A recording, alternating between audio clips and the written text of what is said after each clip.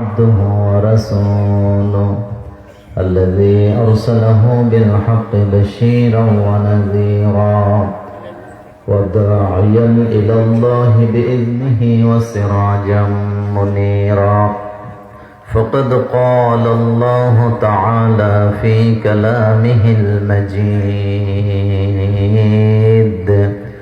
أعوذ بالله من الشيطان الرجيم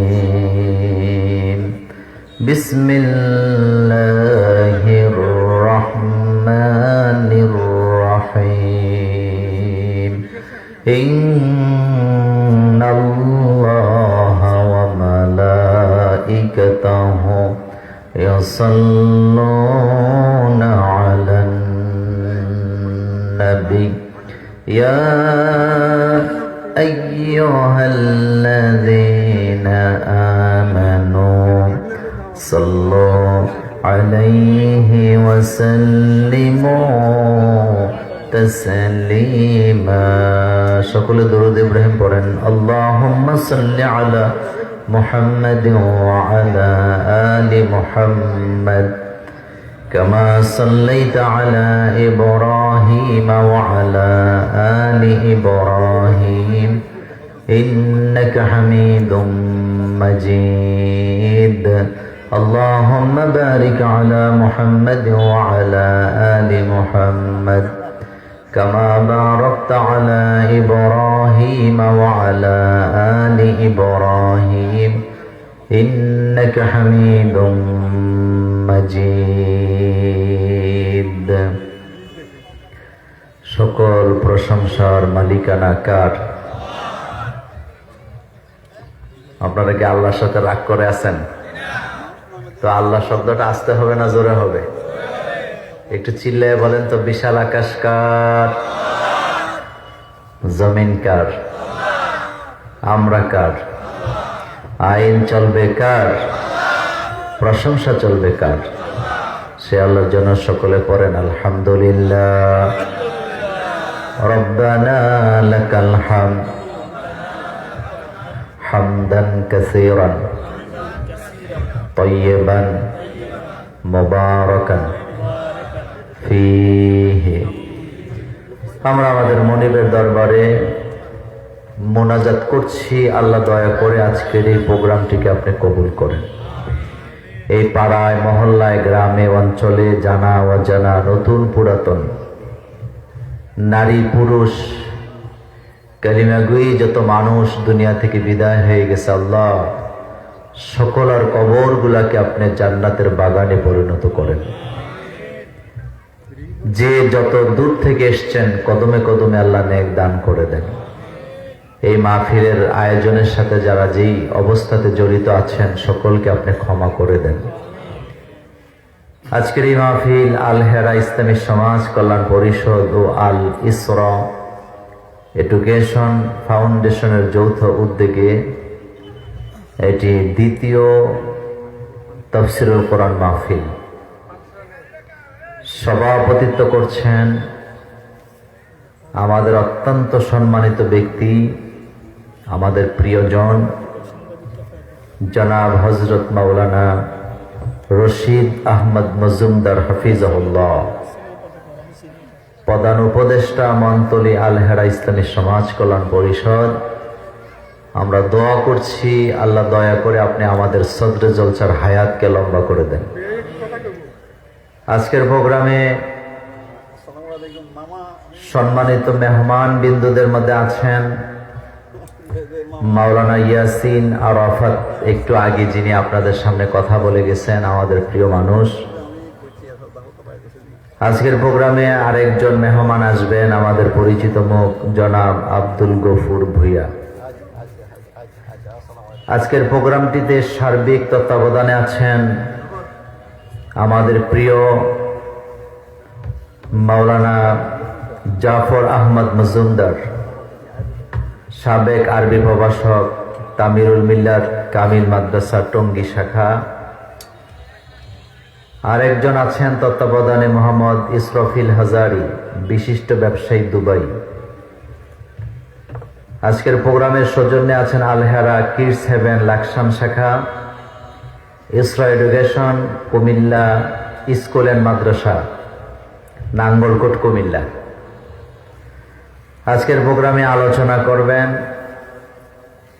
রাত 10টায় মাওলানা আব্দুল্লাহ আল আমিন। কথা বলবেন ডক্টর মোহাম্মদ হেদায়েতুল্লাহ।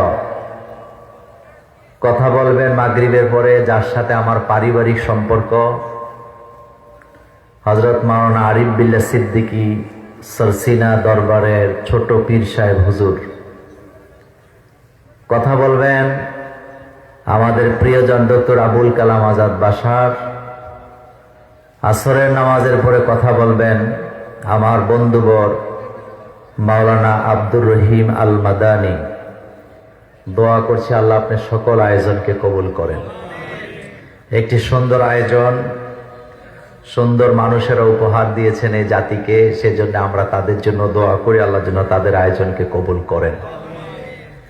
আমি গতকালকেও নাঙ্গলকোটে জুমার নামাজ পড়াইছি, তো এর আগের দিনও আমি নাঙ্গলকোটে আসছি, তার আগের দিনও আসছি। তার মানে এটা একাধারে 3-4 দিন এসছি নাঙ্গলকোটে। এজন্য নাঙ্গলকোটবাসীকে ধন্যবাদ। আজকের এই আয়োজন কোরআনের আয়োজন, চমৎকার এক আয়োজন। আমরা কোরআনুল কারীম শুনতে এসেছি, রাসূলের সুন্নাহ থেকে কথা শুনবো ইনশাআল্লাহ। আমাদের কোরআন ছাড়া আমাদের কোনো গতি নেই। বলেন কি নেই? গতি নেই। এই কোরআন আল্লাহ পাক মৃত মানুষের জন্য নাযিল করছেন না জীবিত মানুষের জন্য? জীবিত মানুষের জন্য। মরা মানুষের কোরআনের কোনো প্রয়োজন নাই। কোন মানুষ যদি মরার পরে কবরে বসে 100 খতম কোরআন পড়ে, কয়টা সওয়াব পাবে বলেন তো? কোন সওয়াব পাবে না। কিন্তু দুনিয়াতে বসে যদি একটা অক্ষর তেলাওয়াত করে, সাথে সাথে আল্লাহ তাকে 10টি করে নেকি দান করে দিবেন। কারণ হচ্ছে দুনিয়া হলো আখেরাতের খেতি বাড়ি, মাজরা। আর দুনিয়া মাজরাতুল আখেরা। আমাদের বাংলাদেশের ছেলেরা সৌদি আরব যায় মাজরা বিষয়। কি বিষয়? তো মুরব্বীরা মনে করে মাজরা মানে না জানি কি, মানে সৌদি আরব যাচ্ছে তো মাজরা বিষয় যাচ্ছে। আমাদের গ্রামের এক লোক সহজ সরল এসে বলতেছে, মোল্লা হুজুর একটু দোয়া করেন, আমার ছেলেটা সৌদি আরব যাচ্ছে, তবে আলহামদুলিল্লাহ সে মাজরা ভিসা পাইছে। তা আমি হাসি দিয়ে বললাম, মাজরা ভিসা মানে কি? কয়টা তো জানি না, তবে বড় কিছু একটা হবে। তো দুনিয়া হচ্ছে আখেরাতের মাজরা। এখানে চাষ করব, আর ভোগ করব কোথায়? আখেরাতে। দুনিয়াতে চাষ করতে হবে। আখেরাতে বসে নামাজ রোজার কোনো দাম নাই। তবে অনেকে দুনিয়াতে আবার আসতে চাইবে, কিন্তু আল্লাহ কি দিবেন এই সুযোগ? আর সেদিন অপরাধীরা বলবে, রব্বানা আবসারনা ওয়া সামি'না ফারজি'না না'মাল সালিহান ইন্না মুকিনুন। আল্লাহ, আজকে তো আখিরাতের সকল চিত্র আমরা দেখলাম, আজকে তো সবকিছু বুঝলাম, শুনলাম, নিজের চোখে দেখলাম, আরেকবার দুনিয়াতে পাঠায়া দাও। এবার যদি দুনিয়াতে যেতে পারি, আলেম ওলামার কথার বাইরে একটা পাও দিব না, বামপন্থীদের সাথে চলবো না, ডানপন্থীদের সাথে চলবো, তোমার কোরআনের আইনের জন্য প্রয়োজনে জীবনটাও দিয়ে দিব। আরেকবার দুনিয়াতে পাঠাও, যাতে করে নেক আমল করে আসতে পারি। তো আল্লাহ বোধহয় বলবে, ঠিক আছে, তুই যেহেতু বুঝছস, এবার আবার যা। এরকম নাকি? না, আল্লাহ পাক বলবেন, আওয়ালাম নুআম্মিরকুম, আমি কি তোমার হায়াতের জিন্দেগি দেই নাই? 40 বছর, 50 বছর, 60 বছর, 70 বছর হায়াত পেয়েছ, জিন্দেগিটা হেলায় হেলায় শেষ করে দিয়েছ। কোরআনের কথা শোনো নাই, কোরআনের মাহফিলে আসো নাই, নামাজে যাও নাই। বয়সটা 60 বছর হয়েছে, এখনো টেলিভিশন নিয়ে সারাদিন পড়ে থাকে। এমন নামদারি মুসলমানও আমাদের নাঙ্গলকোটে আছে না? না, একজন কবি আফসোস করে বলেছিলেন, সেহেল সালে উমরে আজিজাত গুজার, সেহেল সালে উমরে আজিজাত গুজার, মেজাজে তো আজহালে তিফলে নেগার। বয়স তো 40 বছর শেষ হয়ে গেছে, এখনো আমার জীবনটা খেলাধুলায় চলে, বাচ্চাদের মতো আমি রয়ে গেলাম, আখেরাতের চিন্তা মাথায় ঢুকাতে পারি নাই। এমন মানুষও সমাজে আছে না নাই? কোরআন হচ্ছে হেদায়েতের কিতাব, দুনিয়া হচ্ছে আখেরাতের মাজরা। আপনি যা কিছু চাষ করবেন এখানে করবেন। আমার কলিজার ভাইয়ারাম, কোরআনের শুরু থেকে নিয়ে শেষ পর্যন্ত সকল আয়াতগুলি যদি আপনি তন্ন তন্ন করে বুঝতে থাকেন, একটা আয়াত আপনি দেখাতে পারবেন না যে এই আয়াতটা আল্লাহ মরা মানুষের জন্য নাযিল করেছেন, বরং সবগুলা আয়াত আল্লাহ জীবিত মানুষের জন্য নাযিল করেছেন। অথচ বাংলাদেশে জীবিত মানুষের জন্য যত না কোরআনের আয়োজন হয়, জীবিত মানুষেরা যত না কোরআন পড়ে, তাদেরকে কেন্দ্র করে যত না কোরআনের তালিম হয়, এর চাইতে 1000 গুণ বেশি মরা মানুষের জন্য কোরআন খতমের আয়োজনে দেশে আছে না নাই?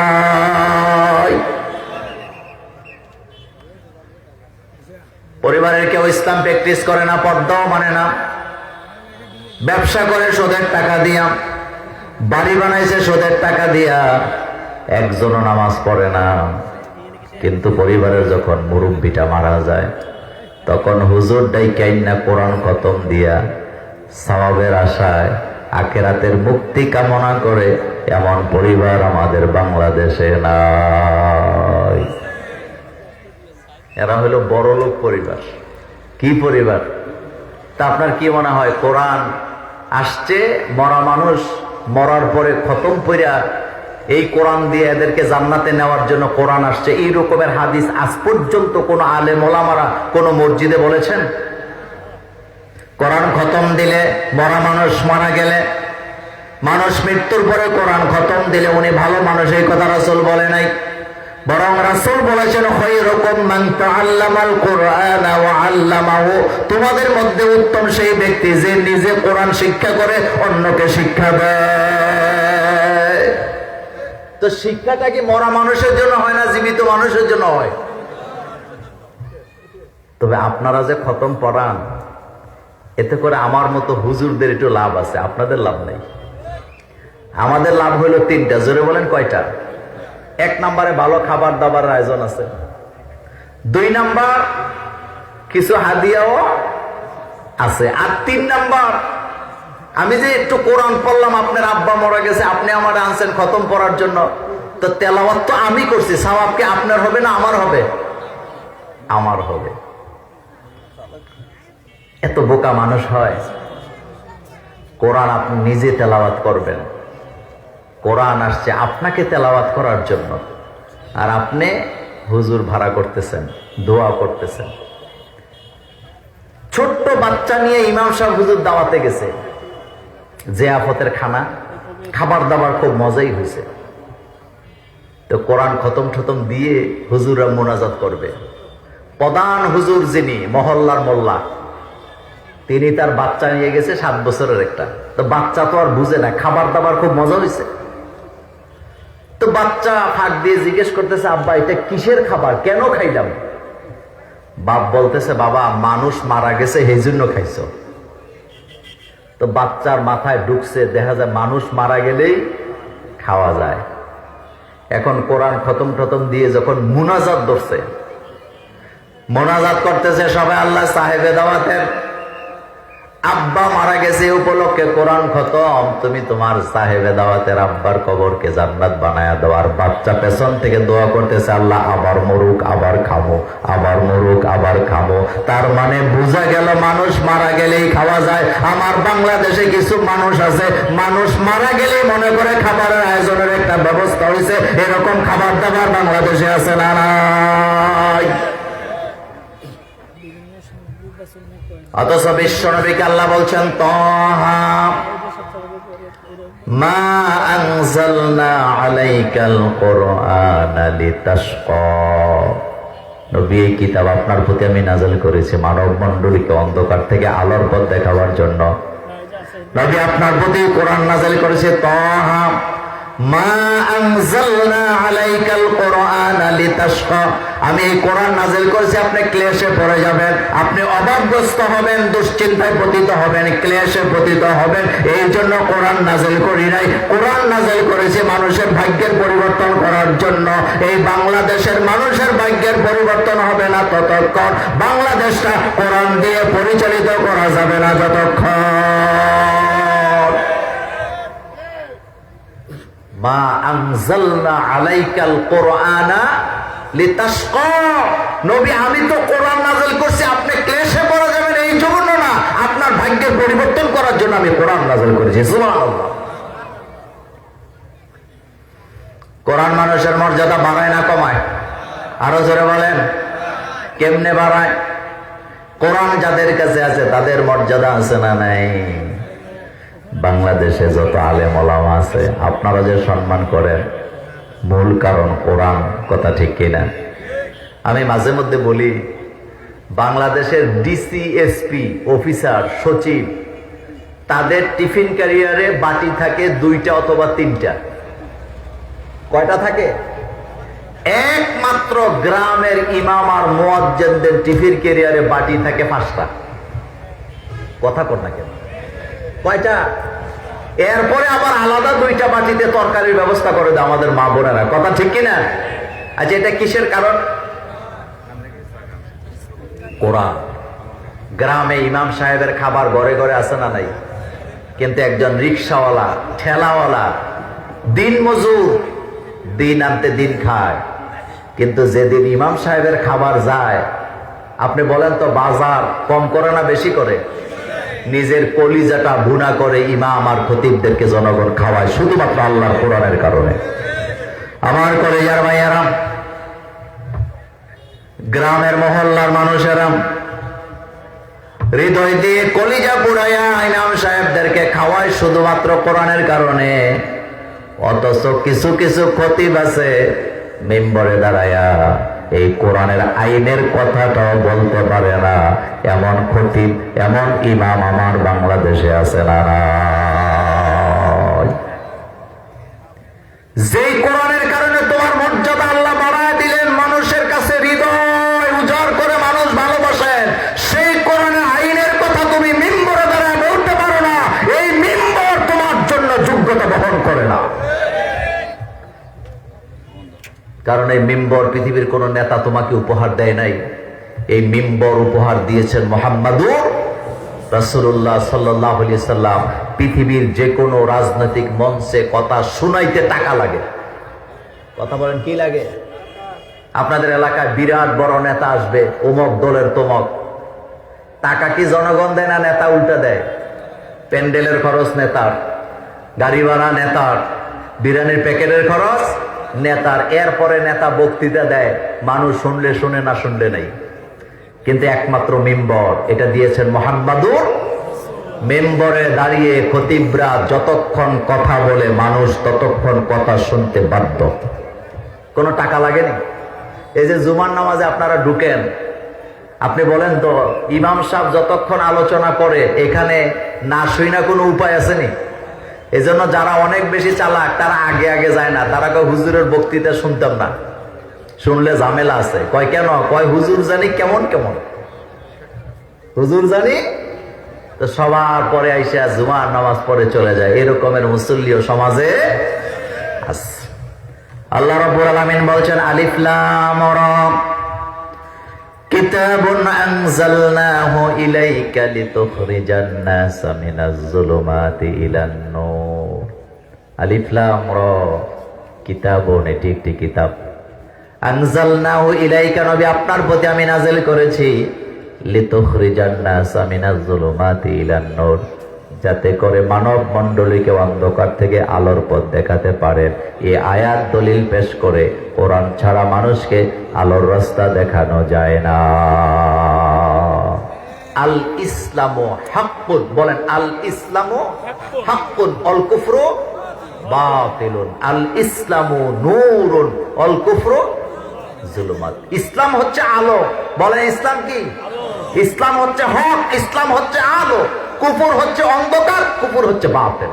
কুফরের সাথে আমাদের কোনো সম্পর্ক নাই। তো কোরআন যেদিকে আমরা যাব সেদিকে। বর্তমান বাংলাদেশে সবার মুখে মুখে কোরআনের দাওয়াত আছে নাকি নাই? আছে। বাংলাদেশে কিছুদিন আগে তারেক জিয়া বাংলাদেশে আসলেন, তো 300 ফিটে তিনি একটা বক্তৃতা দিলেন। বক্তৃতায় বিএনপির নেতারা গেছে, অন্য অন্য দলের লোকেরাও গেছেন। আমি তার বক্তব্যটা লাইভে শুনেছি, তারপরে আরো 2 বার শুনছি, তার মানে আমি 3 বার শুনছি। যারা বিএনপি করে আমি নিশ্চিত তারাও তারেক জিয়ার ওই বক্তব্য 3 বার শুনে নাই, কিন্তু আমি মোল্লা নাজিম 3 বার শুনছি। কেন শুনছি জানেন?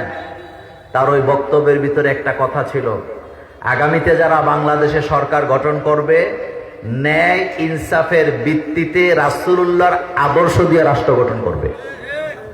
কথা কোন এ কথা বলছেনি? এ কথা বলছেনি? আচ্ছা বলেন তো, তারেক জিয়া যে এই কথা বললেন যে ন্যায় ইনসাফের ভিত্তিতে কার আদর্শ দিয়ে রাষ্ট্র গঠন হবে? আমার কলেজের ভাইয়েরা, রাসূলুল্লাহর আদর্শ মানেই তো কোরআন। আম্মা জান আয়েশা সিদ্দিকা রাদিয়াল্লাহু তাআলা আনহাকে একজন সাহাবা প্রশ্ন করলেন, মা আয়েশা বলেন রাসূলুল্লাহর আদর্শ কেমন? আম্মা জান আয়েশা সিদ্দিকা রাদিয়াল্লাহু তাআলা আনহা বললেন, তুমি কি কোরআন পড়ো নাই? তুমি কি কোরআন পড়ো না? সাহাবা বলেন, হ্যাঁ মা, আমি তো কোরআন পড়ি। আম্মা জান আয়েশা সিদ্দিকা রাদিয়াল্লাহু তাআলা আনহা বললেন, এই কোরআনটাই হলো রাসূলুল্লাহর চরিত্র।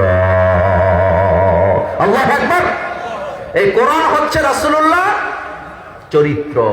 তাহলে দেখেন, যারা বিএনপি করে, যারা জামাত করে, যারা ইসলামী ঐক্যজোট করে, যত দল আছে, আগামীতে বাংলাদেশ গঠন করতে চায় কি দিয়া? কোরআন দিয়া। জোরে বলেন কি দিয়া? এই কোরআনের জন্য আগামীতে কাঁধে কাঁধ মিলিয়ে আমরা এগিয়ে যাব। আমাদের মধ্যে কোনো বিভেদ থাকবে না। রাজি আছেন মুসলমান? 2 হাত উঁচু করেন, আমার আল্লাহকে দেখায় দেন।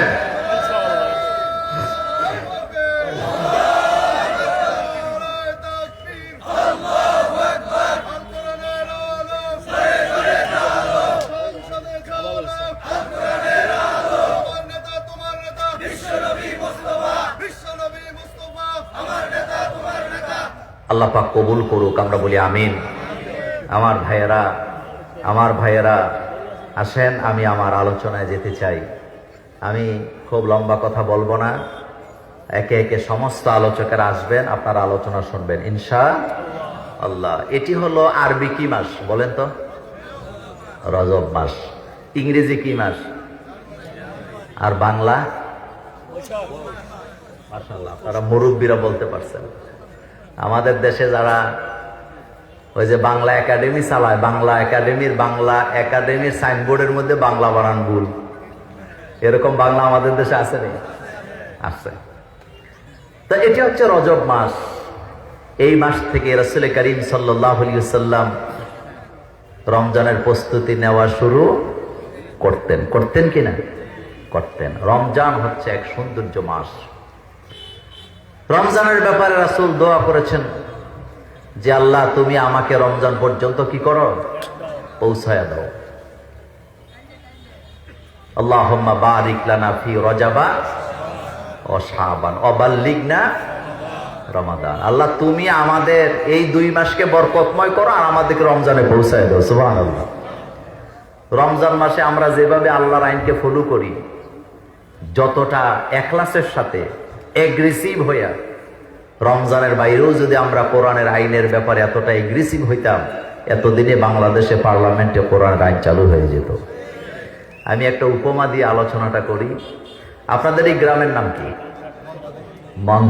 মন্তলি মসজিদে আপনাদের ইফতার মাহফিল, বশির আহমদ মজুমদার সভাপতি।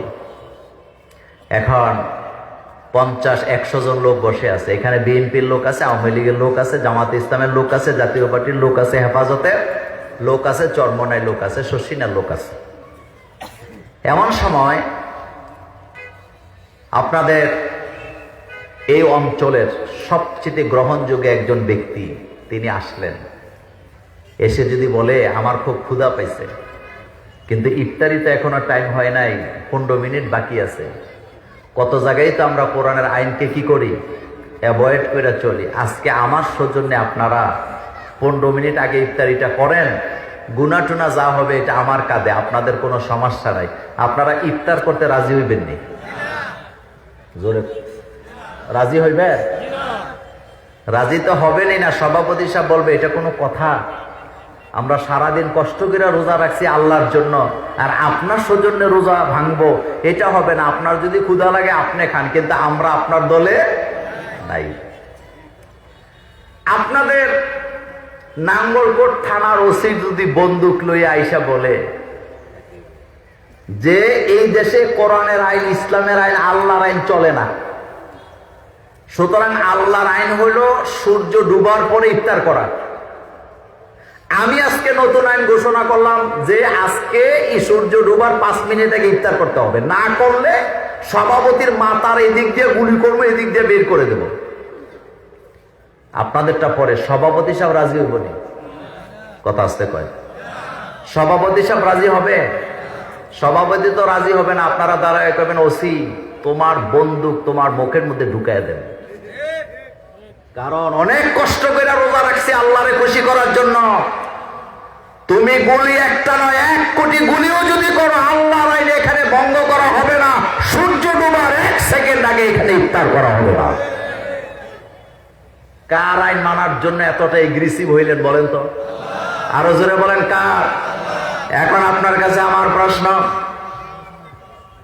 রমজানের মাসে সূর্য ডুবার 1 সেকেন্ড আগে ইফতার করা যাবে না, এটা আল্লাহর আইন ছিল, এটা মানার জন্য এগ্রেসিভ ছিলেন, পাগল হয়ে গেছিলেন, যার কারণে কারো কথা ইফতার করেন না। চোরের হাত কাটা লাগবে, জিনাকারীকে বেত্রাঘাত করতে হবে, মদ পানকারীকে 80টা বেত্রাঘাত লাগাতে হবে, চাঁদাবাজকে মৃত্যুদণ্ড দিতে হবে। আমার কলেজের ভাইয়েরা, এইভাবে করে কোরআনের আইনগুলোও যদি আমরা এভাবে সব জায়গায় মানার জন্য এগ্রেসিভ হইতাম, আমাদের বাংলাদেশটা এতদিনে জান্নাতের বাগান হয়ে যেত। কথা সত্য নেই? কথা সত্য। রাসূল কারীম সাল্লাল্লাহু আলাইহি ওয়াসাল্লাম রজবের মাসে কোথায় গেছিল? জোরে কর না। মেরাজে গেছে। তো মেরাজে কি লেগে গেছে? আসেন এখান থেকে আমি শর্ট করে 2-3টা পয়েন্ট বলবো। আল্লাহ রাব্বুল আলামিন বলছেন, পরে আমার সাথে আউযু বিল্লাহি মিনাশ শাইতানির রাজীম, বিসমিল্লাহির রহমানির রহিম, সুবহানাল্লাযী আসরা বিআবদিহি ليلا من المسجد الحرام إلى المسجد الأقصى الذي باركنا حوله لنريه من آياتنا إنه هو السميع البصير। কথাগুলো কার? আল্লাহ পাকের। কত পার্সেন্ট সত্য? জোরে বলেন। এই ঘটনা যদি বিশ্বাস না করেন, ঈমান আছে না গেছে? ঈমান চলে গেছে। পৃথিবীতে অসংখ্য অমুসলিমেরা ইসলাম আর কোরআনের প্রতি মুগ্ধ হয়ে ইসলাম গ্রহণ করে, আর পৃথিবীর অসংখ্য যুবকেরা, বিশেষ করে বাংলাদেশের অসংখ্য যুবকেরা ইউরোপে আমেরিকা যাইয়া একটা গ্রিন কার্ডের জন্য নিজের ঈমানকে বিক্রি করে, খ্রিস্টান আর ইহুদি মায়াকে বিয়ে করে শুধুমাত্র একটা গ্রিন কার্ড পাওয়ার জন্য। কথা সত্য নেই? হাজী সাহেব মসজিদে আইসা ইমাম সাহেবের হাত ধরে কয়, দোয়া করেন ছেলেটা আলহামদুলিল্লাহ গ্রিন কার্ড পাইছে। কি কার্ড পাইছে? বাংলাদেশের অসংখ্য ছেলে আছে টাকার লোভে, বলেন কিসের লোভে? টাকার লোভে ফরম পূরণ করে ওই দেশের আইন মাইনা খ্রিস্টান আর ইহুদি মেয়েকে বিয়ে করে নিজের ঈমানকে বিসর্জন দেয় শুধুমাত্র একটা গ্রিন কার্ডের জন্য। কথা সত্য নেই? এখন যদি একটা ফতুয়া দেই, কালকে বিদেশে যারা যায় তারা আমার বিরুদ্ধে আন্দোলন করবে, কিন্তু আমি কথাটা বলেই দিই, গালাগালি খাইতে মজা লাগে, হক কথা বললে। সেটা হচ্ছে অমুসলিম দেশে মুসলমানেরা হিজরত করা জায়েজ নাই। যেখানে গেলে আপনি আপনার ঈমান, আপনার আমল, আপনার আখলাক, আপনার চরিত্র, আপনার ইসলামের হেফাজত করতে পারবেন না, সেখানে আপনি যাবেন না। বরং যেই দেশে ইসলাম মানা যায় না, ওই দেশ থেকে নিজেকে হিজরত করে অন্য দেশের বাসিন্দা বানানো, এটা রাসূলুল্লাহর সুন্নাহ। আর আপনি একটা গ্রিন কার্ডের জন্য নিজের ঈমান কি করতেছেন? বিক্রি করে দিতেছেন। এরকম আসেনি? এই টাকা আমাদের কোনো দরকার নাই। আমার কলেজার বাইরে এই মেরাজের ঘটনা যখন আল্লাহ রাসূল শোনাইলেন, অসংখ্য সাহাবা তখন যারা ছিল, যারা রাসূলুল্লাহর হাত ধরে ঈমান এনেছিলেন, তারা ঈমান ছেড়ে চলে গেছে। কারণ তারা ঘটনাটা বিশ্বাস করতে পারেন নাই। কেন পারেন নাই? তার কারণ হলো ঘটনাটা এতটাই বিস্ময়কর ছিল, যেটা মানুষের মগজে বুঝে আসাটা এত সহজ না। তবে তারাই সহজে বুঝবে এবং মানবে যাদের ঈমানের মধ্যে কোনো ত্রুটি নাই। আবু জাহিল এই ঘটনা শুনে বিভ্রান্ত করতে চেয়েছিলেন হযরত আবু বকর সিদ্দিক রাদিয়াল্লাহু তাআলা আনহুকে। পারছেনি? পারে নাই। আল্লাহ রাব্বুল আলামিন বলছেন, সুবহানাল্লাযী আসরা বিআবদিহি, পুত পবিত্রময় সেই সত্তা রব, আল্লাযী যিনি আসরা, ইসরা করিয়েছেন, মেরাজ করিয়েছেন, বিআবদিহি তার গোলামকে, লাইলান রাতের কিছু অংশে, মিনাল মসজিদিল হারাম, মসজিদে হারাম থেকে, ইলাল মসজিদিল আকসা, মসজিদে আকসা পর্যন্ত। কেন বিশ্বাস করতে তাদের কষ্ট হলো?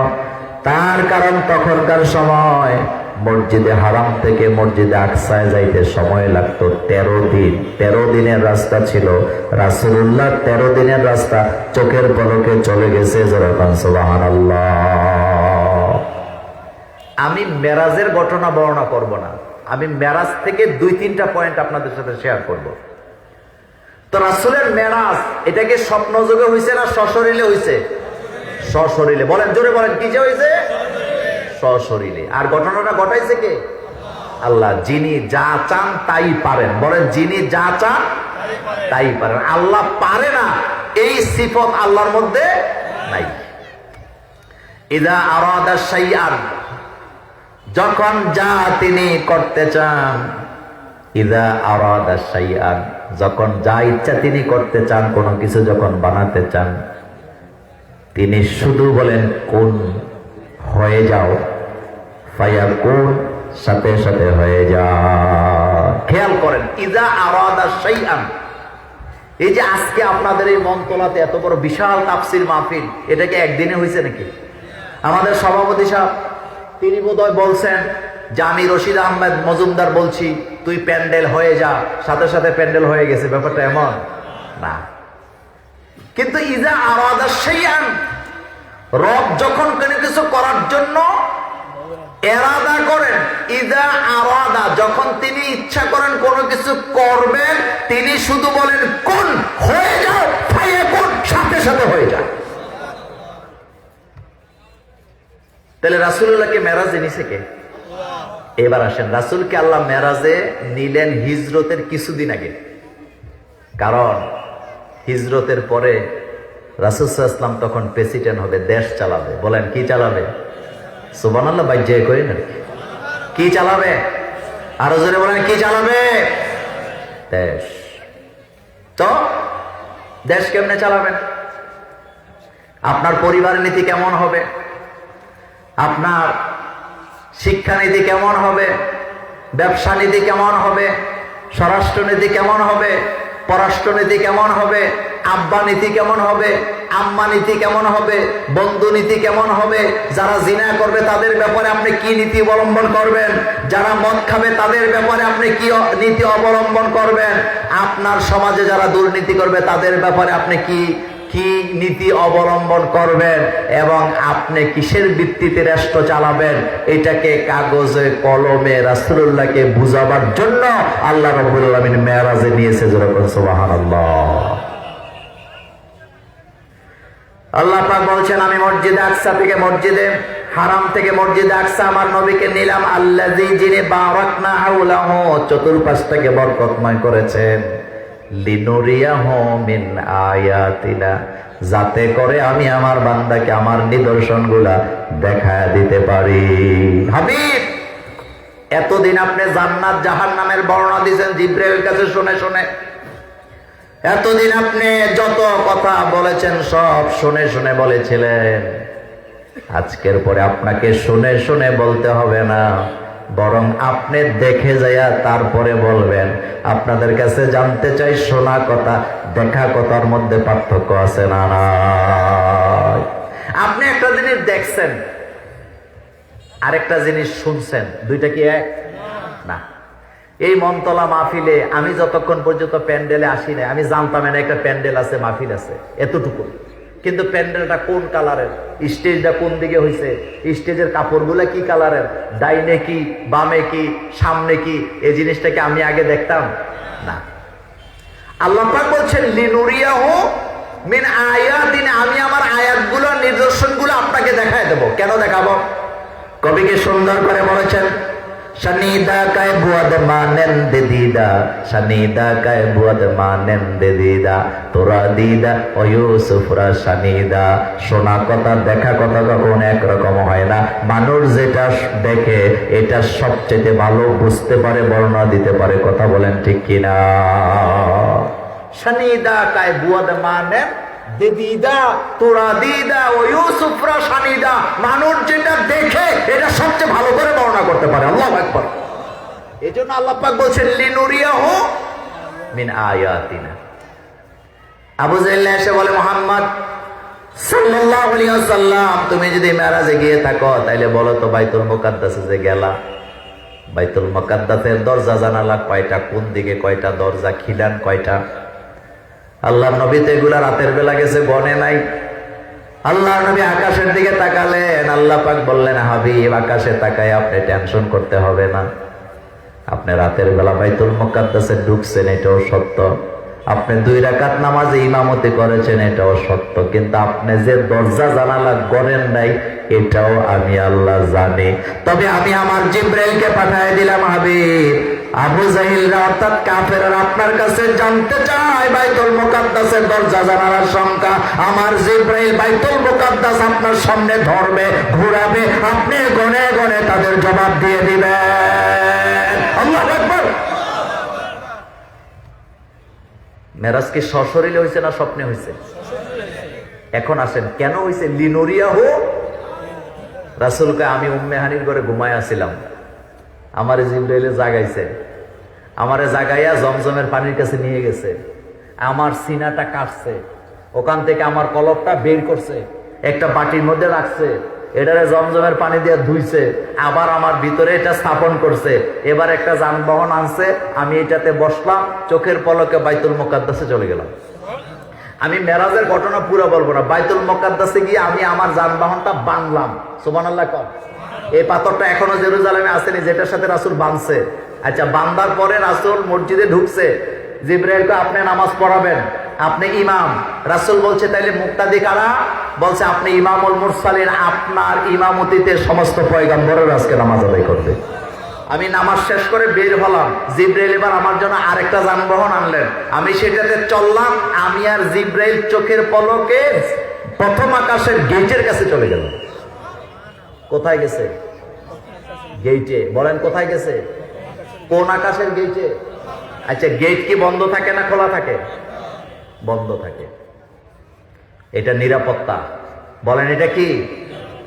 নিরাপত্তা।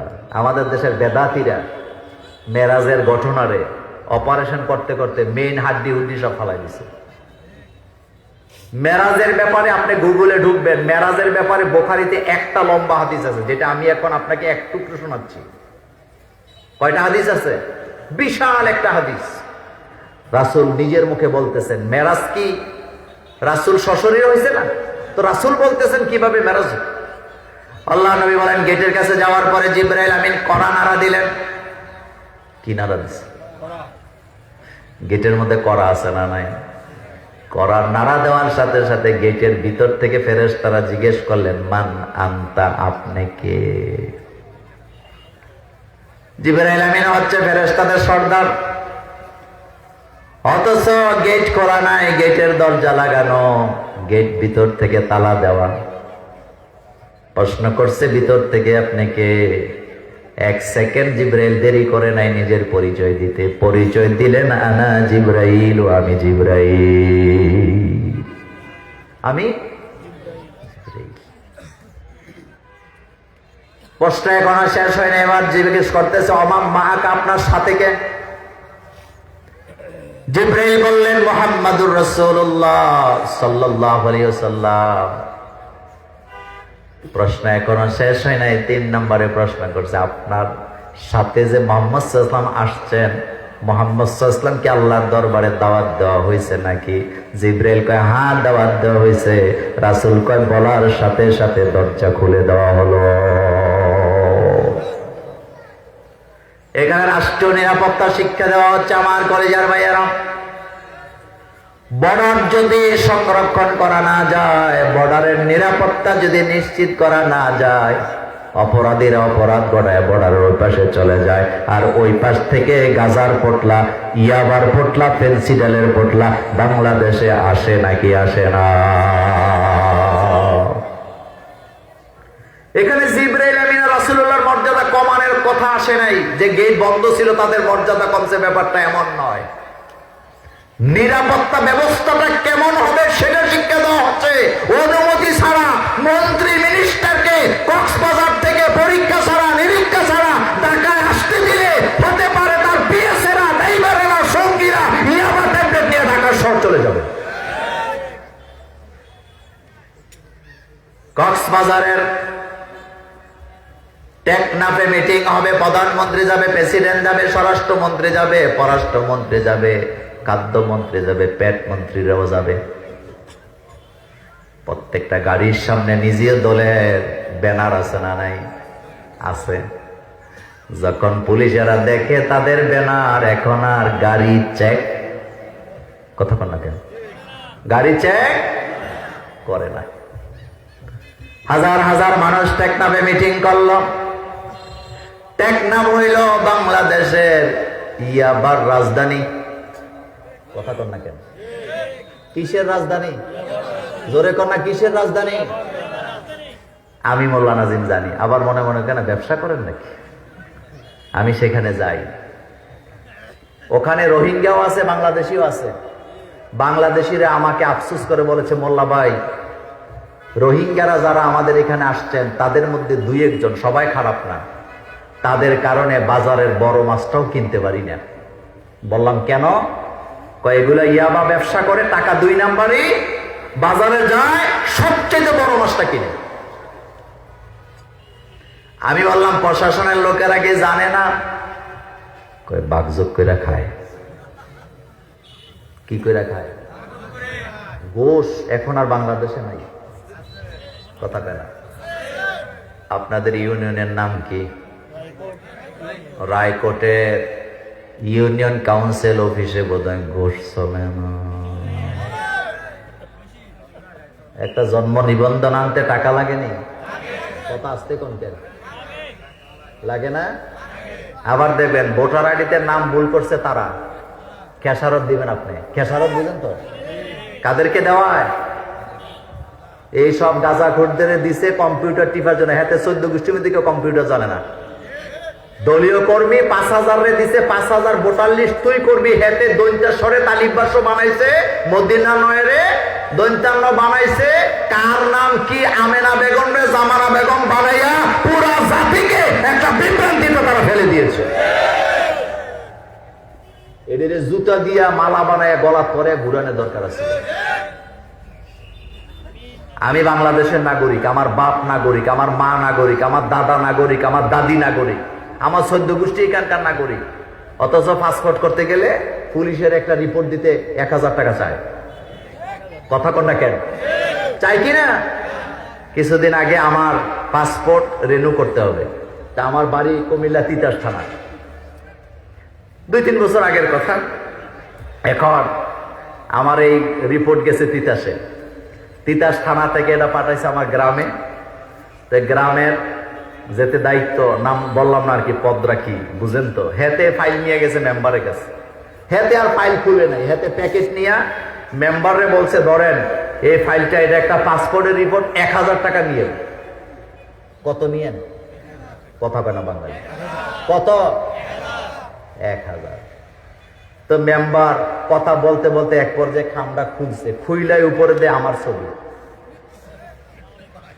মেম্বারে হেতেরে কয় বেড়া কত লইতাম? কয় 1000। কয় কাঁদতে লবি, এটা তোর আব্বা। এখন হেতে এটা দেখে কয় ভাই আমি তো জানি না এটা যে হুজুরের। হেতে আর এটা মেম্বারের কাছে দেয় না, মেম্বারের থেকে নিয়ে দিছে এটা তিতাস। 2-3 দিন পরে আমি কি কাজে তিতাস রেখেছি, মেম্বারে এখন আমার পাও ধরে সালাম করতেছে।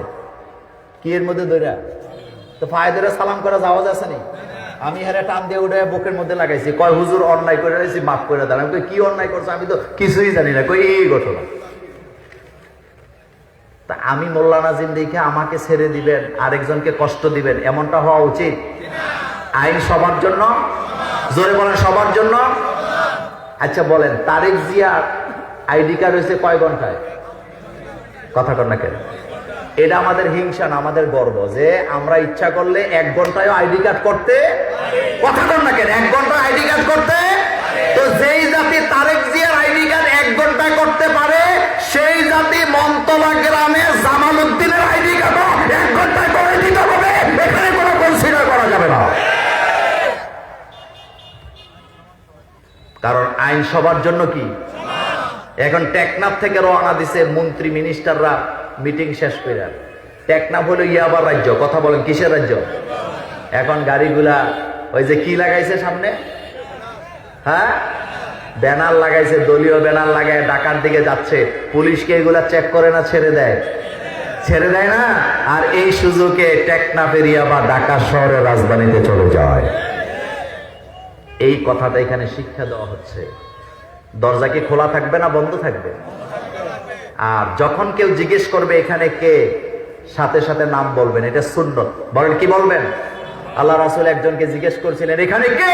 কয় না। রাসূল আবার জিজ্ঞেস করছে এখানে, কয় আমি। আবার জিজ্ঞেস করছে এখানে কে? আমি। আল্লাহ রাসূল তাকে ধমকি দিয়ে বলেন বেটা আমি বলো কেন, নাম বলো। নাম বলে না তারা চুরির মতলবে যায় যারা। কথা কয় না বাংলা। আপনাদের বাড়ির পাশে হঠাৎ রাত 10টা বাজে আওয়াজ হয়েছে, যখন ঘর থেকে মালিক জিগাইছে এখানে কে, যদি চুরির মতলবে আইসা থাকে নাম বলবে না, দৌড় দিবে। আরো জোরে কর না। আর ভালো মানুষ যদি কোনো কাজে যায় থাকে তাহলে নাম বলবে নাকি বলবে না? নাম বলবেন। আমাদের দেশে আব্বারা ছেলের কাছে ফোন দেয়, সালামটাও দেয় না। তুই কই রে? তো ছেলেকে আপনি কে? কয় সিনস্তানে আমি তোর আব্বা। বেয়াই বেইনের কাছে ফোন দিস, ফিরিতির আলাপ করে কান্নে, আরে চিনছেন নি? তো বেআইন কেনা চিনলাম না। তো কয় কণ্ঠ শুনে বুঝেন না নি? তোকে বুঝি নেই তো।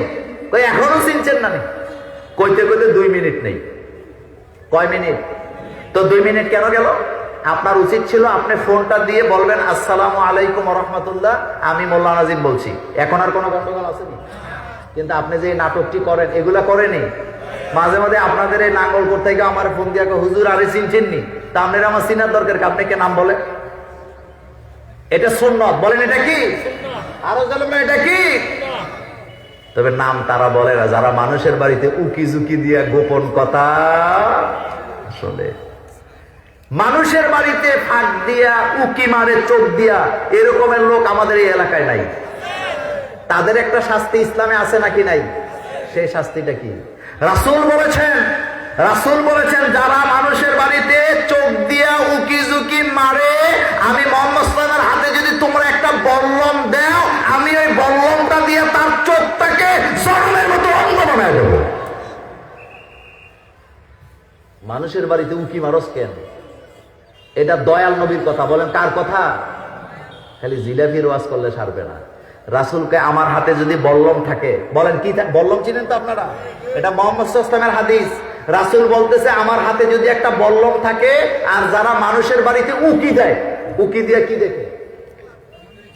ভিতরে অথবা কারো ঘরে উকি দেয়, রাসূল বললেন আমার কাছে বল্লম থাকলে আমি চোখটা দিয়ে তার চোখটারে জনমের মতো অন্ধ বানাই দিতাম। এই জন্য কারো বাড়িতে উকি ঝুঁকি দেওয়া, ঘরের ভিতরে ঢুকবেন দরজা লাগাই দিবেন, এটা সুন্নত। ঘরের ভিতরে ঢুকবেন, ঘুমের আগে বিছানাটা ঝাড়ু দিবেন, এটা সুন্নত। বাতি নিভাইয়া দিবেন, এটা সুন্নত। খাবারের পাতিলটা ঢাকনা দিয়ে রাখবেন, এটা সুন্নত। পানির পাত্রটা ঢাকনা দিয়ে রাখবেন, এটা সুন্নত। আর রাতের বেলা ঘুম থেকে জাগ্রত হয়ে যদি পানি পান করতে চান তাইলে বাতি জ্বালাইয়া খাবেন, এটাও সুন্নতের মধ্যে আছে না নাই? আল্লাহ নবী বলেছেন মান আহিয়া সুন্নতি ফাকাদ আহাব্বানি ওয়া মান আহাব্বানি কানা মাই ফিল জান্নাহ। যারা আমি নবীর একটা সুন্নতকে জীবিত করলো সে যেন আমি নবীকে ভালোবাসলো, আর যে আমাকে ভালোবাসবে সে আমার পাশের জান্নাতে থাকবে। আল্লাহু আকবার। মান আহিয়া সুন্নতি, যে ব্যক্তি একটা সুন্নতকে জীবিত করলো, সুবহানাল্লাহ কোন। মৃত সুন্নতগুলো আমাদের জীবিত করার দরকার আছে না নাই? স্ত্রীকে সালাম দেওয়া সুন্নত, অথচ আমরা দেই না। সন্তানকে সালাম দেওয়া সুন্নত, অথচ আমরা দেই না। দরজা লাগায় রাখা সুন্নত, অথচ আমরা লাগাই না। খাবার ঢাকনা দিয়ে রাখা সুন্নত, অথচ আমরা দেই না। পানির পাত্র ঢাকনা দিয়ে রাখা সুন্নত, অথচ আমরা রাখি না। এই প্রত্যেকটা এক একটা সুন্নতের মর্যাদা করো। মিশকাতুল মাসাবিতে নবীজির হাদিস এসেছে, যে ব্যক্তি একটা সুন্নাহকে শেষ জামানায় আমল করবে আল্লাহ তাকে 100 শহীদের মর্যাদা দান করে দেবে। আল্লাহু আকবার। আপনি শহীদ হবেন না সরাসরি, কিন্তু 100 শহীদের মর্যাদা আল্লাহ আপনাকে দান করে দিবে। আল্লাহু আকবার। এগুলো সুন্নত। বলেন এগুলা কি? তো কথা বলছিলাম রাষ্ট্রীয় নিরাপত্তার ব্যাপারে। রাসূল বললেন, জিবরাইল আমিন যখন বললেন যে মুহাম্মদ সাল্লাল্লাহু আলাইহি ওয়াসাল্লামকে দাওয়াত দেওয়া হয়েছে, সাথে সাথে গেট খুলে দেওয়া হলো। আমরা গেটে দিয়ে ঢুকলাম, ঢুকেই দেখি বাবা আদম আলাইহিস সালাম দাঁড়ায় আছে। আমি সালাম দিলাম। জিবরাইল আমিন কয় এটা আপনার আব্বা আদম, আবুল বাশার। আমি তাকায় দেখি বাবা আদমের ডান পাশে হাজার হাজার কোটি কোটি মানুষ, বাবা আদমের বাম পাশে হাজার হাজার কোটি কোটি মানুষ। লিনুরিয়াহু মিন আয়াতিনা। নবীজিকে আমি দেখলাম বাবা আদমের ডাইনে হাজার হাজার কোটি কোটি মানুষ। আমি জিবরাইলকে বললাম, জিবরাইল বাবা আদমের ডাইনে কারা, বামে কারা? জিবরাইল বললেন, রাসূল আপনার বাবা আদমের ডাইনে যারা দাঁড়িয়ে আছে তারা ডানপন্থী, তারা জান্নাতি, আর বামে যারা দাঁড়ায় আছে তারা জাহান্নামী। জোরে কর নাউজুবিল্লাহ। ডাইনে না বামে? আস্তে কয়, ডাইনে না বামে? জোরে বলতে হবে, ডাইনে না বামে? আর আমার দেশে ইদানিং আবার কিছু বাটপার বাইরেছে, আমি ডাইনেও নাই বামেও নাই, আমি মাঝখানে। তো তুই বেডাও না বেডিও না, তুই হিজড়া। হয় ডাইনে যাবেন, না হয় বামে যাবেন। আসহাবুল ইয়ামিন, আসহাবুল শিমাল, যারা ডানপন্থী তারা জান্নাতি, যারা বামপন্থী তারা জাহান্নামী। সূরা ওয়াকে আল্লাহ বারবার এই ঘোষণা দিয়েছে। এরপরেও দাঁত বেটকে আমি বামপন্থী রাজনীতি করি, তো তুই গু খা। কারণ বামপন্থীরা কি খায়? রাসূল বলছে মাসি হইলো বামপন্থী, রাসূল বলছে মাসি হলো বামপন্থী। হযরত ইব্রাহিম আলাইহিস সালাম যখন মূর্তি ভাঙতে গেছিল, মারামারি কি এক হাতে হয় না দুই হাতে হয়? কথা কয় না। কিন্তু শুরু করছে কোন হাত দিয়া? ফাদরবাম বিল ইয়ামিন। আল্লাহকে আমার ইব্রাহিম যখন মূর্তিতে আঘাত করলেন প্রথম কোন হাত দিয়া? কথা কয় না বাঙালি, কোন হাত দিয়া? ডাইন হাত। মারামারি শুরু করলে ডাইন হাত দিয়ে শুরু করবেন, তাহলে বরকত পাইবেন, বিজয় লাভ করবেন। নামাজ শিখাইছে কে? আস্তে কয়। নামাজ শিখাইছে কে? আল্লাহ। আস্তে কয়। নামাজ শিখাইছে কে? ওযু শিখাইছে কে? জিকির শিখাইছে কে? রোজা শিখাইছে কে? ইফতারি শিখাইছে কে? এবার জানতে চাই মারামারিও শিক্ষা দেয় কে? এখন অনেকে মনে মনে করবো মোল্লা ভাই কি কয়, কোরআনে কি মারামারির কথাও আসেনি? আচ্ছা, আপনাদের এখানে একটা বাজার আছে না? কি বাজার? হ্যাঁ, শান্তির বাজারে দুইটা মারামারি লাগছে। একটা এরকম ফেটলা মোড়াইলা, আরেকটা আমার মতো স্বাস্থ্যমন্ত্রী সিকটা। কিন্তু সিকনাটা চালাক, মোড়াইলাটা হ্যাঁ ব্যাককল। জিতবো কোনটা? কোনটা? সিকনাটা কেন জিতবো কন্ত? কারণ হেতে চালাক, হেতে জানে কোন জায়গায় দিতে হবে। হেতে তার বডির সাইজ দেখে ফাঁসার মধ্যে দিবে না, হাতের বডির মধ্যে দিবে না। হেতে জানে যে এই জায়গায় দিলে তারে কাবু করা যাবে না, এই জন্য দিবে কোন জায়গায়? হেতে কে আল্লাহ কয় জিহাদের ময়দানে গেছো কাফেরদের সাথে মারামারি করবা। ও বান্দা, আমি আল্লাহ নামাজ শিখাইছি, রোজা শিখাইছি, ওযু শিক্ষা দিছি, গোসলটাও শিক্ষা দিছি, মারামারিটা আমি শিখাইছি। কারণ জিহাদের ময়দানে আমার জন্য যারা জিহাদ করে, আমার জন্য যারা মারামারি করে, তারা সেখান থেকে হাইরা আসুক আমি চাই না। এই জন্য কোন জায়গায় দিলে কাবু করা যাবে এই ঘটনা সবচেয়ে ভালো জানেন কে? চিল্লায় বলেন কে? এখন ওখানে মোল্লা ভাই এটা আবার কোন জায়গায় আছে? এবার খেয়াল করেন, আল্লাহ পাক বলছেন ফাইযা লাকিতুমুল্লাযীনা কাফারু ফাদরবার রিকাব। মোল্লার কথা না আল্লাহর কথা? হুজুরের কথা কয় না, মোল্লার কথা না আল্লাহর কথা? ফাইযা লাকিতুমুল্লাযীনা কাফারু ফাদরবার রিকাব। আমাদের শশিনার পিচ্ছা হুজুর, চরমনার পিচ্ছা হুজুর যদি তালিমের মধ্যে ফজরের নামাজের মধ্যে কইতো যখন তোমরা মারামারি করবা গর্দানে মারবা, মুরিদরা কইতো এটা আবার কোন জিকির? আমাদের দেশে জিকির মানে হলো মসজিদে বইয়া একটু আওয়াজ দেওয়া লা ইলাহা ইল্লাল্লাহ। আসলে কি এটাই জিকির?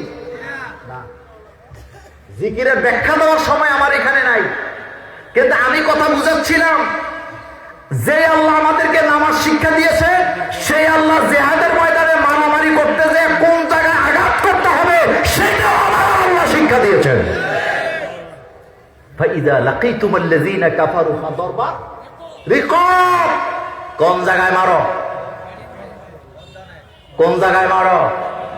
এটারে কি করেন আপনারা? গর্দান। গর্দান কেন বলা হয়েছে? কারণ যারা আল্লাহর জমিন, আল্লাহর নাজ নেয়ামত খায়া আল্লাহর আইন মানে না, তাদের গাড়ের রগ একটা টেরা। এই টেরা রগটাকে সোজা করার জন্য গর্দানে দেওয়ার দরকার আছে না? তবে মুছে তেল দিয়ে লাভ নাই। আগামীর বিশ্ব আল কোরআনের বিশ্ব। মোসে তেল দিয়া লাভ নাই। আর বিড়ি টাইনা টাইনা ওই যে ওয়াজের বিরুদ্ধে কথা বলা, যে ওয়াজে এখন আর যাই না, এতে বিড়ি খেতে তোকে ওয়াজে এখন যাই না। হুজুরে এখন ওয়াজ করে খালি রাজনীতি করে, তো তোর আল্লাহ কইতেছে চোরে হাত কাটার কথা, এটা রাজনীতি হইল কেমনে? ব্যাক কল থাকা। আগামীর বিশ্ব হবে কোরআনের বিশ্ব, এতে কোনো সন্দেহ নেই। দেখছেন না ভারতে এক মসজিদ বানাইবো কইছে নি? ইট কি পরিমাণ আইছে তারা বলছে মসজিদ আমরা বানাবো একটা, কিন্তু ইট আস্তে আস্তে এমন বড় বড় স্তূপ হয়েছে 4টা মসজিদ বানানো যাবে। যেরকম সুবহানাল্লাহ। কি বুঝলেন? কি বুঝলেন? ভারতের মহারাষ্ট্রে এক পরিবারের 32 জন ঘোষণা দিয়া একসাথে কালিমা পড়ে মুসলমান হয়েছে। বাংলাদেশও দিনে দিনে কোরআনের খাদেমের সংখ্যা বাড়ে না কমে? কথা কর না কেন? কালকে আমার মাহফিল ছিল রাতের বেলা দেবিদ্দার, কুমিল্লা, হাসনাত আব্দুল্লাহ, নাম শুনছেন না? ফেডের সাইতে কলজা বড়। কথা কেনা বাঙালি? ফেডের সাইতে সিনা বড়। আচ্ছা, রাসূল সাল্লাল্লাহু আলাইহি ওয়াসাল্লামের পেট বড় না সিনা বড়? এটা কোরআনে আসেনি? অরফানা লাকা আলাম নাশরাহ লাকা সাদরাক। খালি খাইয়ে খেয়ে পেট মোটা করলে হবে না, সিনা না মোটা করে না।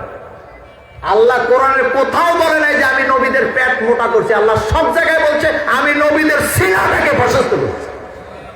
কারণ পেট মোটা জরুরি না, জরুরি কোনটা? হযরতে মুসা আলাইহিস সালামকে আল্লাহ আমার পেট বড় করেন, আমার সিনা বড় করো।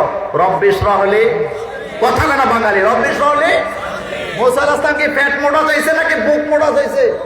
আর রাসূলুল্লাহর ব্যাপারে আল্লাহ বলতেছে আলাম নাশরাহ লাকা সাদরাক। নবী আমি আপনার পেট মোটা করি না, আপনার সিনাটাকে আমি প্রশস্ত করে দিয়েছি। আর হাদিস যেটা শহীদ হয়েছে এটা বডির চাইতে কলজা বড়। সুবহানাল্লাহ। বডির চাইতে আর আমাদের হাসপাতালের পেটের চাইতে সিনা বড়। কালকে মাহফিল আমার সাথে দেখা, জড়ায় দরজায় হুজুর দোয়া করেন, তাকায় দিয়ে সবাই তারে টাকা দেয়। তো সবাই দেয়, আমিও বাদ থেকে লাভ কি, আমিও দিছি। আমার শাশুড়ি আমারে কয় যে এইবার একটা বিপদে পড়ছি। আমি কই কি? ভোটটা কারে দেব? আমি কই কেন?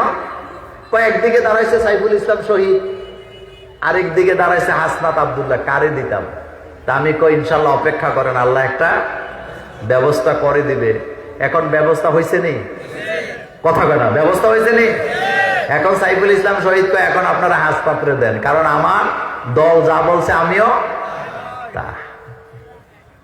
এটা বাংলাদেশ, এটা কোরআনের বাংলাদেশ। এখানে আলেম ওলামা পীর মাশায়েখের খেদমত কম না বেশি? এই যে আজকেও আপনাদের আমাদের রশিদ আহমদ মজুমদার সাহেবের বাড়িতে খাইতে খাইতে কথা বলতেছিলাম মাদ্রাসার ব্যাপারে। বলেন তো বাংলাদেশে বর্তমানে মাদ্রাসা বাড়তেছে না কমতেছে? আসতে কয় বাড়তেছে না কমতেছে? তার মধ্যে সবচেয়ে বেশি বাড়তেছে হেফজ মাদ্রাসা। সুবহানাল্লাহ। কি মাদ্রাসা? পৃথিবীতে বর্তমানে হাফেজের সংখ্যা 6.5 কোটি ছাড়াই গেছে। কোরআনের সাথে টাক্কর দিতে আইসেন না। কোরআন ওয়ালাদেরকে ভালোবাসে কে? এই যে আপনাদের ইয়াসিন আরাফাত উমরাতে যাবে। কোথায় যাবে? আমি বাংলাদেশে দেখলাম এক দল নির্বাচনের আগে মাজারে যায়, আর এক দল নির্বাচনের আগে উমরা করতে যায়। কথা কর না কেন? আমিরে জামাত এখন কোথায়? আর আমাদের তাহিরি গেছে মাজার জিয়ারত করে নির্বাচন শুরু করছে। আর কি বিপদে পড়ছে জানেন নির্বাচনে দাঁড়াইয়া? কারণ নির্বাচনের আগে মাহফিলে কইছে ওহাবিদের সাথে কথা বলা না যায়, ব্যবসা করা না যায়, বিয়ে শাদী না যায়, ছেলে মেয়ের সাথে আত্মীয়তা করা না যায়। তো এইরকমের এক পাঁচকল্লি টুপি পরা হুজুর যায় বলতে তাহিরি হুজুর আপনি তো বলছেন ওহাবিদের সাথে আত্মীয়তা করা না যায়, কথা বলা না যায়, তো আমি কিন্তু একজন ওহাবি, এখন আমার ভোট কি আপনার জন্য জায়েজ? হ্যাঁ 100 বার জায়েজ। জাতে মাতাল, জোরে কোন জাতে মাতাল। মাজারে যে তুমি নির্বাচনী প্রচারণা শুরু করছো, উদ্দেশ্যটা কি? ভণ্ডামি। বলেন কি? তুমি মক্কা মদিনায় যে আল্লাহর কাছে চাইয়া তুমি নির্বাচনী প্রচারণা শুরু করো, কারণ ক্ষমতা কার কাছে? ক্ষমতা কি মাজারওয়ালার কাছে না আল্লাহর কাছে? তাবারাকাল্লাযী বিয়াদিহিল মুলক ওয়া হুয়া আলা কুল্লি শাইইন কাদির। ক্ষমতা কার হাতে? তাইলে চাইতে হবে কার কাছে? ক্ষমতা পাইতে হলে মাজারের কাছে না, আল্লাহর কাছে যাবে না। মক্কা মদিনা যা, সেখানে যে আল্লাহর কাছে কান্নাকাটি কর। আচ্ছা এখানে একটা মাইক আছে না আমার সামনে, আপনি যদি আমারে কোন যে মোল্লা ভাই এটা আমারে দিয়ে দেন, আমি দেওয়ার ক্ষমতা আছে না? আমি কেমনে দিব? এটার মালিকই তো আমি না। কিন্তু আমার হাতে একটা গড়ি আছে না, আবার সাইয়ের না, এমনি কই আর কি। আপনি যদি বলেন যে মোল্লা ভাই গড়িটা আমারে দেন, আমার দেওয়ার ক্ষমতা আছে না? কারণ এটার মালিক আমি। এবার কথাটা জোরে বলেন, ক্ষমতা কি মাজারওয়ালার কাছে না আল্লাহর কাছে? তো মাজারওয়ালার কাছে ক্ষমতা চাইলে হেতে ক্ষমতা দিতে বনি। ক্ষমতা কার কাছে? আরো জোরে বলতে হবে, কার কাছে? সব নবীরা চাইছে কার কাছে? হযরত আদম আলাইহিস সালাম আল্লাহর কাছে চাচ্ছে না। রব্বানা যালামনা, পড়ো সবাই, রব্বানা যালামনা আনফুসানা ওয়া ইল্লাম তাগফির লানা ওয়া তারহামনা লানাকুনান্না মিনাল খাসিরিন। আবার সব নবীদের একটা কমান্ডো আছে না নাই? রব্বানা আতিনা, পড়ো সবাই, রব্বানা আতিনা ফিদ দুনিয়া হাসানাতাও ওয়া ফিল আখিরাতি হাসানাতাও ওয়া কিনা আযাবান নার। চাইতে হবে কার কাছে? আবু জাইল আবু লাহাবরা রিজিক দাতা আল্লাহরে মানতো, জীবন দাতা আল্লাহরে মানতেন, মানতে কিনা? মৃত্যু দাতা আল্লাহরে মানতো, কিন্তু আল্লাহকে ইলা মানতো না। কি মানতো না? ইলা। এরকমের কিছু মানুষ আজকে আমাদের সমাজেও আছে, আসেনি? লা ইলাহা, পড়ো সবাই, লা ইলাহা ইল্লাল্লাহু মুহাম্মাদুর রাসূলুল্লাহ। একটু জিকির করেন, লা ইলাহা।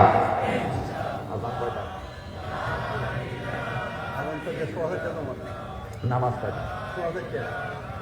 তাহলে তো টাইম কমে যাবে, তো আব্দুর রহিম বাজার টাইম পাবে না, বুঝেন? নামাজ পড়তে হতে আধা ঘন্টা চলে যাবে। হ্যাঁ 4টায় পড়লে আপনি আব্দুর রহিম মাদান একটু টাইম পাবেন, নাহলে উনি টাইম পাবেন না। তাহলে আমি ছেড়ে দিলাম। আমার কলেজের ভাইরা কথা বলতেছিলাম, তাহলে ক্ষমতা কার কাছে থাকে আর চাইতে হবে কার কাছে? আর রাসূল সাল্লাল্লাহু আলাইহি ওয়াসাল্লামকে আল্লাহ মেরাজে নিচে লিনুরিয়াহু মিন আয়াতিনা, নবীকে নিদর্শনগুলো দেখাবার জন্য। আল্লাহু আকবার। আমার কলেজের ভাইরা, সেই বিশ্ব নবী যখন মেরাজ থেকে আসলেন, আমাদের জন্য একটা দুইটা নয়, 14টা কর্মসূচি নিয়ে আসে। জোরে বলেন কয়টা? 1 নাম্বার কর্মসূচি, লা তাজআল মা আল্লাহি ইলাহান আখার, আল্লাহ ছাড়া কাউকে ইলাহ মানা যাবে না। আল্লাহ ছাড়া কাউকে আইনদাতা বিধানদাতা মানা যাবে না। একচ্ছত্র মালিকানা কার? লা তাজআল মা আল্লাহি ইলাহান আখার, আল্লাহর সাথে কোনো ইলাহকে যোগ করা যাবে না। আল্লাহর সাথে কোনো ইলাহকে যোগ করলে তোমার কোনো ইবাদত, কোনো আমল আল্লাহর দরবারে কবুল হবে না।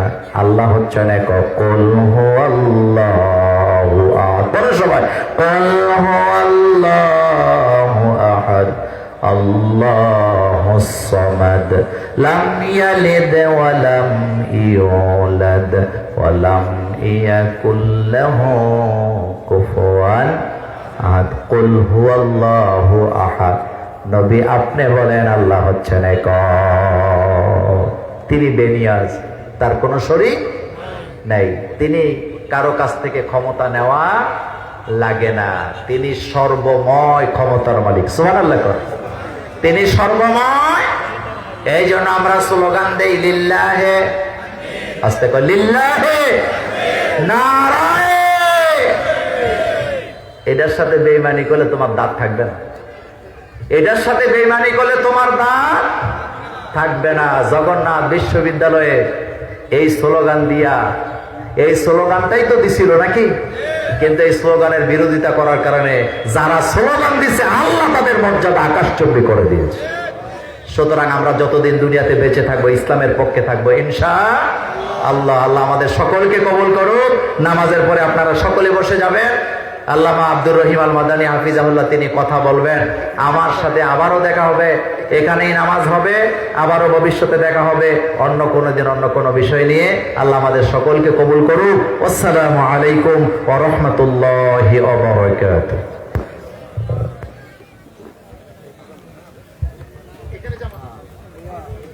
হ্যালো,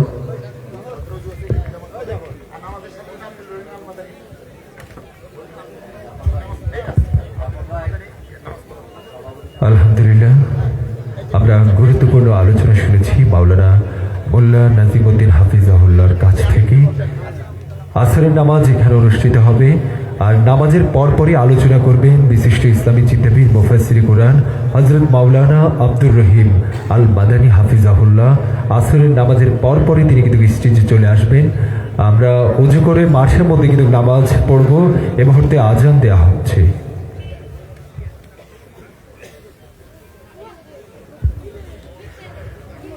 সম্মানিত আলোচকবৃন্দ, মাওলানা মোল্লা নাজিমউদ্দিন হাফিজাহুল্লাহকে ক্রেস্ট প্রদান করবেন আল হিরা ইসলামী সমাজ কল্যাণ পরিষদের সভাপতি ও আজকের তাফসিরুল কোরআন মাহফিলের সম্মানিত সভাপতি মাওলানা রশিদ আহমদ মজুমদার ও ওস্তাদ মাওলানা জাফর আহমদ মজুমদার।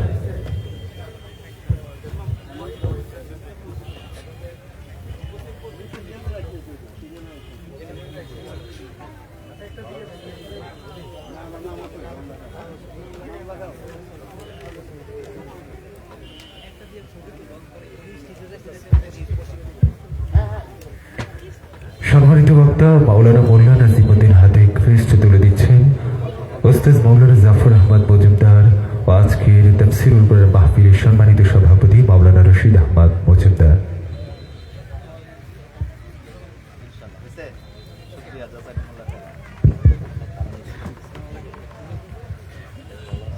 আল্লাহু আকবার।